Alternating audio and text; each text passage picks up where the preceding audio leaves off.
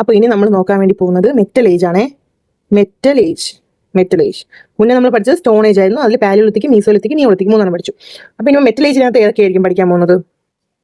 Bronze. Okay, bronze ഏജും പിന്നെ ഉള്ളത് അയൺ ഏജും. ബ്രോൺസ് ഏജും അയൺ ഏജും. അപ്പോൾ ആദ്യം ഏത് ഏജ് ആയിരുന്നു? സ്റ്റോൺ ഏജ് ആയിരുന്നു. ഇപ്പോൾ സ്റ്റോൺ ഏജിൽ നിന്നാണ് ഇപ്പോൾ ഇവിടെ എത്തിയ മെറ്റൽ ഏജിൽ നിൽക്കുന്നത്. അതായത് ഇവിടെ PMN നിയോളിത്തിക് ഏജ് കഴിഞ്ഞിട്ട് പിന്നെ ട്രാൻസിഷൻ എങ്ങോട്ടാണ്? മെറ്റൽ ഏജിലോട്ടാണ്. മെറ്റൽ ഏജ് എങ്ങനെയാണ് ബിഗിൻ ചെയ്യുന്നത്? അതായത് സ്റ്റോൺസ് യൂസ് ചെയ്തുകൊണ്ടിരുന്ന ആൾക്കാർ എന്ത് യൂസ് ചെയ്യാൻ തുടങ്ങുന്നു? അവർ മെറ്റൽസ് യൂസ് ചെയ്യാൻ വേണ്ടി സ്റ്റാർട്ട് ചെയ്യുന്നു. അപ്പോൾ ഈ ഒരു പോയിന്റിലാണ് നമ്മുടെ മെറ്റൽ ഏജ് എന്ത് ചെയ്യുന്നത്? സ്റ്റാർട്ട് ചെയ്യുന്നത്. അപ്പോൾ ഫസ്റ്റ് മെയിൻ ആയിട്ടുള്ള ഒരു പോയിന്റ് എന്ന് പറഞ്ഞു കഴിഞ്ഞാൽ ഇവർ ആദ്യം യൂസ് ചെയ്ത മെറ്റൽ എന്താണെന്ന് വെച്ചാൽ കോപ്പറാണ്. സോ ഫസ്റ്റ് മെറ്റൽ എന്ന് പറയുന്നത് കോപ്പറാണ്. അത് ഇമ്പോർട്ടൻ്റ് ആണ്. അതാണ് അവർ ആദ്യം യൂസ് ചെയ്യുന്നത്. Where was the presence of copper found? കോപ്പറിനെ എവിടെയൊക്കെയാണ് കണ്ടെത്തിയത്? So the presence of raw copper was found in the early agrarian villages of Catal Huyuk. അപ്പോൾ എവിടെയൊക്കെയാണെന്നുള്ളതാണ് കോപ്പർ. കാറ്റൽ ഹുയൂക്ക് അതെവിടെയാണ്? തുർക്കി. കാറ്റൽ ഹുയൂക്ക് തുർക്കി. കയോനു അടുത്ത സ്ഥലം കയോനു, അത് നോർത്ത് സിറിയയാണ്. North Syria. Next Alqosh. Alqosh എവിടെയാണ്? മുന്നേ നമ്മൾ പഠിച്ചിട്ടുണ്ട്, ഇറാൻ. അപ്പോൾ ഇതൊക്കെ നടക്കുന്നത് എന്താണ്? ഇതൊക്കെ എക്സസ് ചെയ്തിരിക്കുന്നത് 7000 BC. 7000 BC എന്ന് പറഞ്ഞാൽ ബിഫോർ കോമൺ എറ. ഇപ്പോൾ ഉള്ള ഏതാണ്? കോമൺ എറ. ഇതിന് മുന്നേ ഉണ്ടായിരുന്നത് BC, ബിഫോർ കോമൺ എറ. BC കുറഞ്ഞു വരണം. BCയുടെ വാല്യൂ എന്താണ്? കുറഞ്ഞു വരുന്നത്. എന്നിട്ട് ഇവിടെ എപ്പോഴാണോ തീർന്നത് അപ്പോഴാണ് നമ്മുടെ ഇപ്പോഴത്തെ ഇറ, കോമൺ എറ സ്റ്റാർട്ട് ചെയ്തത്. ഓക്കെ, അപ്പോൾ കോമൺ എറയിൽ 2026 നമ്മളിപ്പോൾ എന്ത് ചെയ്യുന്നത്? ജീവിക്കുന്നത്. സോ ഇതിപ്പോൾ 7000 BC ആണ്. BCE ബിഫോർ കോമൺ എറ. ഇത് ആലോചിക്കാം. ഇനി കോപ്പർ ടൂൾസിന്റെ മെറിറ്റ്സ്. അപ്പോൾ കോപ്പറിനകത്തുള്ള പോയിന്റ് ആണ് ഇത്രയും പോയിന്റ്സ്. വീണ്ടും പോയിന്റ്സ് എന്ന് പറയുന്നത് മെറിറ്റ്സ് ആണ്. കോപ്പർ തന്നെയാണ് ഹെഡിങ്. മെറിറ്റ്സ് അതിന്റെ യൂസസ് എന്തൊക്കെയായിരുന്നു? ഓക്കെ, അപ്പോൾ ഇത് സ്യൂട്ടബിൾ ഷേപ്പിൽ കൺവേർട്ട് ചെയ്യാൻ പറ്റും. എന്താണ്? സ്യൂട്ടബിൾ ഷേപ്പ് കൺവേർഷൻ പറ്റുന്നുണ്ട്. അടുത്ത ഡ്യൂറബിൾ ആണ്. പെട്ടെന്ന് അങ്ങനെ ചീത്തായി പോവുകയോ പൊട്ടിപ്പോവുകയോ ചെതലെടുക്കുകയോ ഒരു പ്രശ്നവുമില്ല. ഡ്യൂറബിളാണ്. പിന്നെന്താ? Sharp edge fixing. Sharp edge fixing. Next point will not break down as fast. Okay, breaking എന്താ? പെട്ടെന്ന് ബ്രേക്ക് ചെയ്യില്ല. ബ്രേക്കിംഗ് അത് നമുക്കറിയാലോ. അപ്പോൾ ഇത്രയാണ് കോപ്പറിന്റെ കീഴിൽ നമുക്ക് പഠിക്കാനുള്ളത്. ഇനി ഇതിന്റെ കൂടെ ഒരു സബ് ടോപ്പിക്കും കൂടെ വരുന്നുണ്ട്. അതായത് ഇപ്പം മെറ്റൽ ഏജ് എന്ന് പറയുമ്പോഴത്തേക്കും ബ്രോൺസും അയണും ആണല്ലോ പറഞ്ഞത് നമ്മൾ. ബ്രോൺസ് ഏജും അയൺ ഏജും. അപ്പോൾ ഇതിനിടയ്ക്ക് ഈ മെറ്റൽ ഏജിന്റെ സ്റ്റോൺ ഏജിന്റെ ഇടയ്ക്ക് ഒരു ചെറിയൊരു സംഭവം വരുന്നുണ്ട്. അതാണ് ചാൽക്കോലിത്തിക് ഏജ്. അതായത് സ്റ്റോൺ ഏജിന്റെയും മെറ്റൽ ഏജിന്റെ ഇടയ്ക്ക് വരുന്ന ഒരു ടൈം പീരീഡ് ആണ് ചാൽക്കോലിത്തിക് ഏജ്. അതുകൂടെ ഒന്ന് പഠിച്ചു വെക്കണം. Chalcolithic age. ഓക്കെ, അതെന്താണ് പറയാൻ വേണ്ടിയിട്ട്? Even in the age of copper tools human did not give up stone. അതായത് അവർ സ്റ്റോൺ ഗിവ് അപ്പ് ചെയ്തിട്ടില്ലായിരുന്നു. സ്റ്റോണും യൂസ് ചെയ്യുന്നു പ്ലസ് കോപ്പറും യൂസ് ചെയ്യുന്നു. ആ ഒരു സിറ്റുവേഷൻ.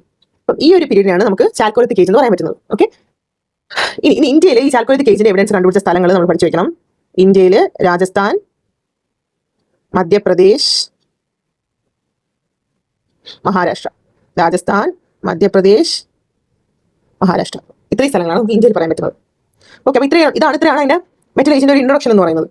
ഇനി ഇതിനകത്ത് നമുക്ക് ബ്രോൺസ് സെപ്പറേറ്റ് ചെയ്ത് പഠിക്കണം. അതുപോലെ അയണും സെപ്പറേറ്റ് ചെയ്ത് പഠിക്കണം. ഇനി നമ്മൾ നോക്കാൻ പോകുന്നത് ബ്രോൺസ് ഏജ് ആണ്. മെറ്റൽ ഏജിലെ ഫസ്റ്റ് പീരീഡ് ബ്രോൺസ് ഏജ്.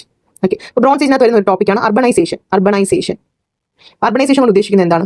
ഒരു നഗരവൽക്കരണം സ്റ്റാർട്ട് ചെയ്യുന്ന ഒരു പീരീഡാണ്. നഗരങ്ങൾ എങ്ങനെയാണ് ഉണ്ടാകുന്ന? നഗരങ്ങൾ ഫസ്റ്റത്തെ പോയിന്റ് എന്ന് പറഞ്ഞാൽ ഡെൻസ് പോപ്പുലേഷൻ വേണം. നമുക്ക് എന്താണ്? ഒരുപാട് ആൾക്കാർ വേണം അല്ലേ? അപ്പോൾ ഡെൻസ് പോപ്പുലേഷൻ വേണം. അപ്പോൾ ഈ മെജോറിറ്റി ആൾക്കാരുടെയും വരുമാനം എന്ന് പറയുന്നത്, ലിവിംഗ് എന്ന് പറയുന്നത് അഗ്രികൾച്ചർ ആക്ടിവിറ്റീസ് ചെയ്തിട്ടായിരിക്കും അല്ലേ? സോ അവർ എന്തിലൊക്കെയാണ് ഇൻവോൾവ് ആകുന്നത്? അഗ്രേറിയൻ ആക്ടിവിറ്റീസ് കാണും.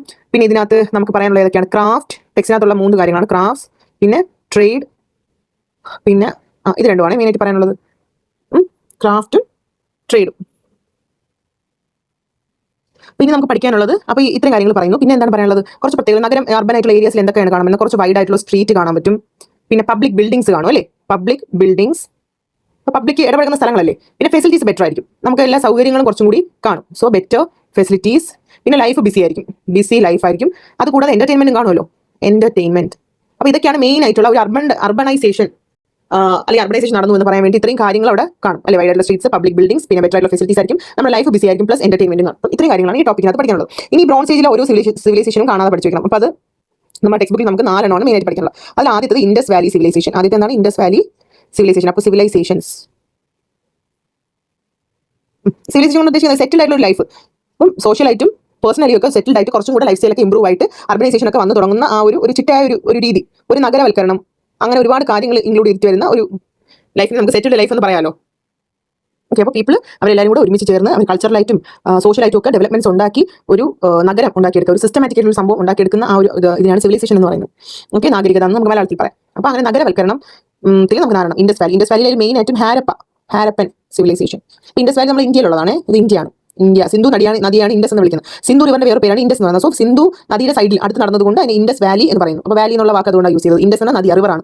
അപ്പോൾ റിവറിന്റെ അടുത്ത് കുറച്ചും കൂടെ അവർ ഉപയോഗിക്കാൻ കാണുന്നതായിരിക്കും. വെള്ളത്തിന്റെ ലഭ്യത എപ്പോഴും ഉള്ളതുകൊണ്ട് സോ അവർക്ക് സ്കേഴ്സിറ്റി ഉണ്ടാവില്ല. അവർ അഗ്രികൾച്ചർ, അവരുടെ ഡെയിലി ലൈഫ് ആക്ടിവിറ്റീസ് എല്ലാത്തിനും വാട്ടർ ആണല്ലോ. സോ അവർ ഒരു നദിയുടെ സൈഡിലാണ് അല്ലെങ്കിൽ റിവറിന്റെ സൈഡിലാണ് അവരുടെ സിവിലൈസേഷൻ അല്ലെങ്കിൽ അർബനൈസേഷൻ സെറ്റപ്പുകൾ അവർ എന്ത് ചെയ്യുന്നത്, ഇംപ്ലിമെന്റ് ചെയ്യുന്നത്. സോ ഇൻഡസ് വാലി സിവിലൈസേഷൻ അതിനകത്ത് ഹാരപ്പ വേറെയും സൈറ്റ്സ് ഉണ്ട്. സിറ്റിയിൽ മെയിൻ സിറ്റി എന്ന് പറയുന്നത് എന്താണ്, ഇൻഡസ് വാലിയിൽ കുറച്ച് പോപ്പുലർ ആയിട്ടുള്ള ഹാരപ്പനാണ്. പിന്നെ അതുകൂടാതെ തന്നെ മോഹൻജദാരോ, ലോതലൊക്കെ ഉണ്ട്. സോ ഹാരപ്പൻ സിവിലൈസേഷൻ എന്നും ഇതിനെ പറയും. പിന്നെ അടുത്ത വരെ പഠിക്കാനുള്ളത് ഈജിപ്ഷ്യൻ സിവിലൈസേഷൻ ആണ്. Egyptian civilization. ഓക്കെ, അത് നൈൽ റിവറിന്റെ തീരത്താണ്. അതേതാണ്, നൈൽ റിവറിന്റെ തീരത്താണ്. പിന്നെ നമുക്കുള്ളത് മെസപ്പൊട്ടാമിയൻ സിവിലൈസേഷൻ. അതെവിടെയാണ്, ഇറാഖിലാണ്. ടൈഗ്രിസ് റിവർ, ഇറാഖിൽ ടൈഗ്രിസ് റിവറിന്റെ തീരത്താണ്. ഓക്കെ, പിന്നെ ഉള്ളത് ഏതാണ്, ചൈനീസ് സിവിലൈസേഷൻ. നാലാമത്തത് ചൈനീസ് സിവിലൈസേഷൻ, അത് യാങ്സ് റിവർ. ഓക്കെ, അപ്പോൾ ഈ 4 സിവിലൈസേഷൻ ആണ് നമുക്ക് ടെക്സ്റ്റ് ബുക്കിൽ പഠിക്കാൻ വേണ്ടിയുള്ളത്. അപ്പോൾ ഇതിൽ ഹാരപ്പൻ സിവിലൈസേഷൻ ആണ് കുറച്ച് ഉള്ളത്. എന്താണ് ഹാരപ്പൻ സിവിലൈസേഷൻ? അപ്പോൾ ഈ ബ്രോൺസ് ഏജ് പീരീഡിലെ സിവിലൈസേഷൻ ആണെന്ന് എഴുതാം. ഏതാണ്, ഇൻഡസ് വാലി സിവിലൈസേഷൻ. അപ്പോൾ ഫസ്റ്റ് പോയിന്റ് തന്നെ എന്താണ് നമുക്ക് എഴുതേണ്ടത്, ഇന്ത്യയിലുള്ളതാണ്, ബ്രോൺസ് ഏജിലാണ് നടന്നത് അല്ലേ. അപ്പോൾ അതിൽ സിറ്റീസിന്റെ പേര് ഏതായാലും സിറ്റീസ് മെയിൻ സിറ്റി നമ്മൾ ആദ്യം പറഞ്ഞല്ലോ, ഹാരപ്പൻ, പിന്നെ മോഹൻജദാരോ, മോഹൻജദാരോ, ലോത്തൽ, ഇതൊക്കെ എഴുതാം സിറ്റീസ്. അപ്പോൾ എന്തൊക്കെയാണ് ഇവിടുത്തെ പ്രത്യേകതകൾ? നമുക്ക് വെൽ പ്ലാൻഡ് ആയിട്ടുള്ള ബിൽഡിംഗ്സ് കാണാൻ പറ്റും. എന്താണ്, വെൽ പ്ലാൻഡ് ആയിട്ടുള്ള ബിൽഡിംഗ്സ് കാണാൻ പറ്റും. പിന്നെ ഗ്രേറ്റ് ബാത്ത്, അത് ഭയങ്കര ഇമ്പോർട്ടൻ്റ്. ഗ്രേറ്റ് ബാത്ത് അത് ഒരുപാട് പേർക്ക് യൂസ് ചെയ്യാൻ പറ്റുന്ന ഒരു പബ്ലിക് ബാത്ത് സിസ്റ്റമാണ് ഈ ഗ്രേറ്റ് ബാത്ത് എന്ന് ഉദ്ദേശിക്കുന്നത്. പിന്നെ അടുത്ത എന്താണ്, പിന്നെ നമുക്ക് ഹൗസസ് കാണാം, പിന്നെ സ്ട്രീറ്റ്സ് കാണാം, ഡ്രെയിനേജ് സിസ്റ്റം ഉണ്ട് കേട്ടോ, അത് ഇമ്പോർട്ടൻ്റ്. അപ്പോൾ ഡ്രെയിനേജ് സിസ്റ്റം എക്സ് ചെയ്യുന്നു. പ്യൂർ വാട്ടറും അല്ലെങ്കിൽ ഇമ്പ്യൂർ ആയിട്ടുള്ള വാട്ടറൊക്കെ അങ്ങോട്ടും ഇങ്ങോട്ടും നീക്കാൻ വേണ്ടിയിട്ടുള്ള ഡ്രെയിനേജ് സിസ്റ്റം യൂസ് ചെയ്തു. ഓക്കെ, നമ്മളിപ്പോൾ വീട്ടിൽ എങ്ങനെയാണ് നമുക്ക് പ്യൂർ വാട്ടർ വരുന്നുണ്ട്, നമുക്ക് വേസ്റ്റ് വാട്ടർ കളയാനും നമുക്ക് ഒരു സെറ്റപ്പ് ഇല്ലേ. അപ്പോൾ അതുപോലെ ഡ്രെയിനേജ് സിസ്റ്റം അവിടെ എക്സിസ്റ്റ് ചെയ്യുന്നു. പിന്നെ ഗ്രാനറീസ് ധാന്യങ്ങളൊക്കെ സൂക്ഷിച്ച് വെക്കാൻ വേണ്ടിയിട്ടാണ് ഗ്രാനറീസ്. പിന്നെ ക്രാഫ്റ്റ്സും ട്രേഡും എല്ലാം ഇതിൻ്റെ ഒരു വേരിയസ് ആയിട്ടുള്ള ക്രാഫ്റ്റ്സും ട്രേഡും ഒക്കെ ഇതിൻ്റെ ഒരു പ്രത്യേകതയാണ്. ഓക്കെ, അപ്പോൾ ഫസ്റ്റ് അർബനൈസേഷൻ എന്ന് പറയാം. ഈ ഇൻഡസ് വാലി എന്ന് പറയുന്നത് നമ്മുടെ ഇന്ത്യൻ ഹിസ്റ്ററിയുടെ ഫസ്റ്റ് സിവിലൈസേഷൻ അല്ലെങ്കിൽ അർബനൈസേഷൻ എന്ന് നമുക്ക് പറയാൻ പറ്റും. സിവിലൈസേഷൻ അല്ലെങ്കിൽ അർബനൈസേഷൻ നമ്മുടെ ഇന്ത്യയുടെ എന്ന് നമുക്ക് പറയാൻ പറ്റും. Okay, next one Vedic age.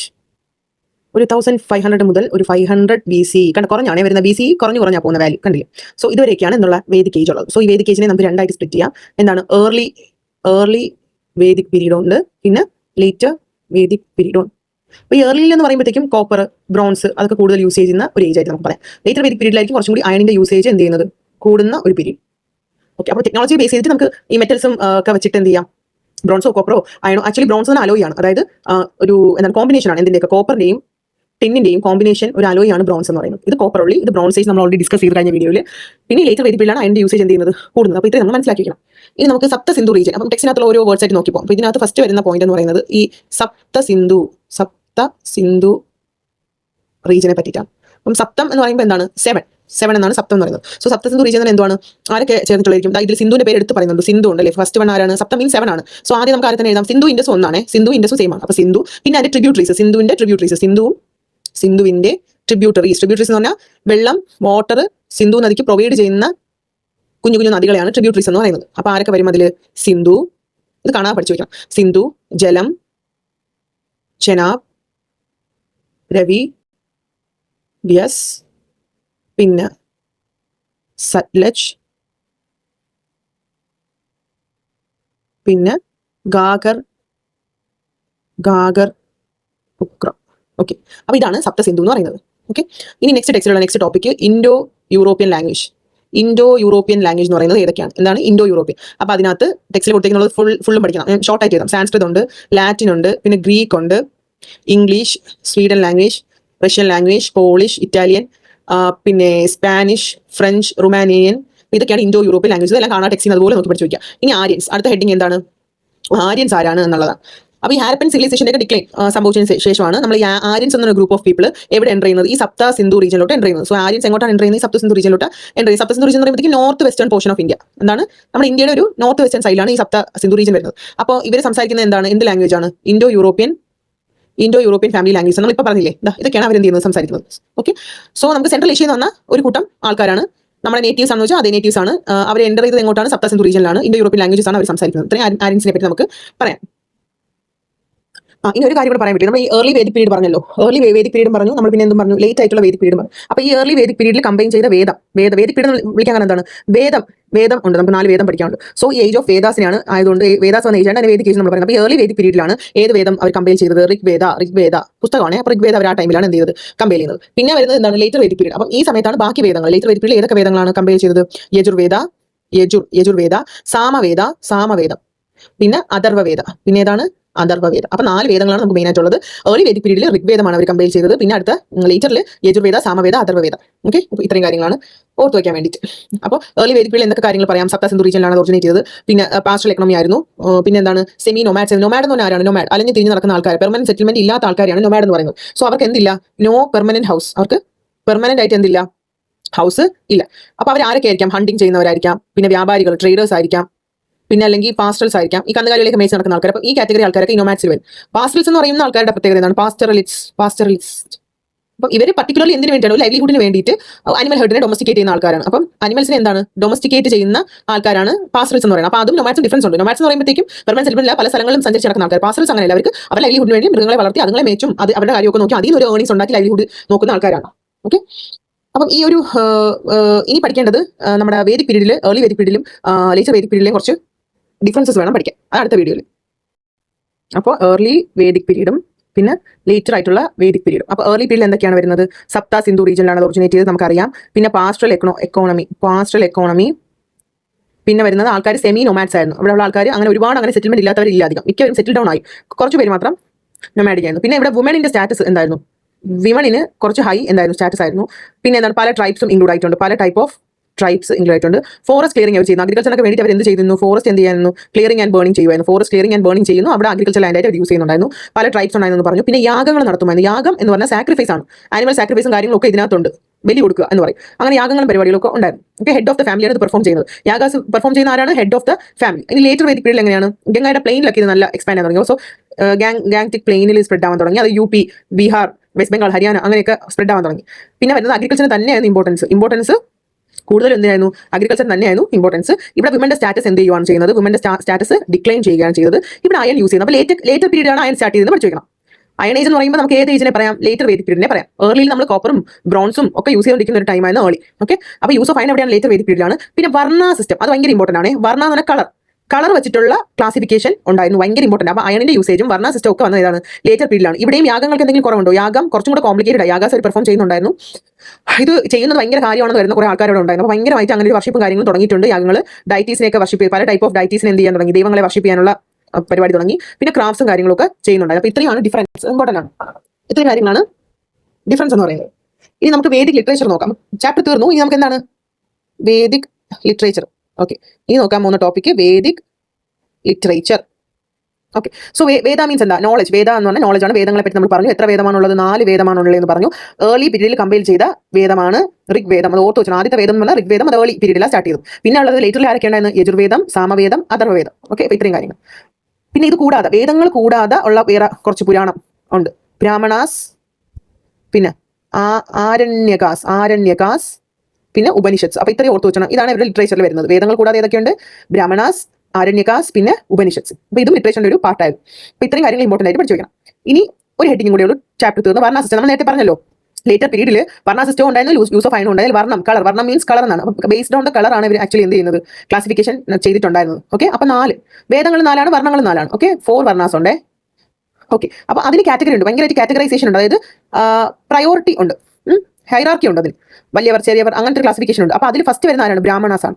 Okay, അവരെന്താ ചെയ്തുകൊണ്ടിരുന്നത്? റിലീജിയസ് ആയിട്ടുള്ള റിച്വൽസ് ചെയ്യുന്നവരാണ്. ഭയങ്കര ഇമ്പോർട്ടൻ്റ്. റിലീജിയസ് റിച്വൽസ് ചെയ്യുന്നത് ബ്രാഹ്മണാസ് ആണ്. റിലീജിയസ് റിച്വൽസ് ചെയ്യുന്നത്. രണ്ടാമത്തെ കാര്യം എന്താണ്? ക്ഷത്രിയാസ്. അടുത്ത ആൾക്കാരാണ് Kshatriyas.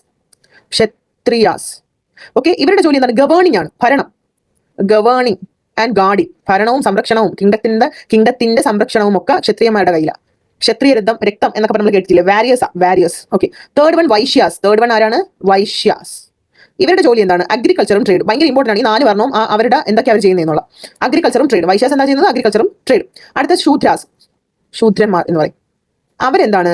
Serving others. Serving all എന്ന് പഠിച്ചു. അതായത് ബ്രാഹ്മണാസിനായാലും ക്ഷത്രിയാസിനായാലും വൈശ്യാസിനായാലും സെർവ് ചെയ്യുന്ന ജോലിയാണ് ആര് ചെയ്യുന്നത്? ശൂദ്രാസ് ചെയ്യുന്നത്. So S4 serving. ബാക്കി ഭയങ്കര important. Brahmanas religious rituals, Kshatriyas governing and guarding, Vaishyas agriculture and trade, Shudras ആണ് സെർവിങ് ചെയ്യുന്ന ആൾക്കാർ. ഇതോടുകൂടി ചാപ്റ്റർ കഴിഞ്ഞു. ഇത്രേ ഉള്ളൂ.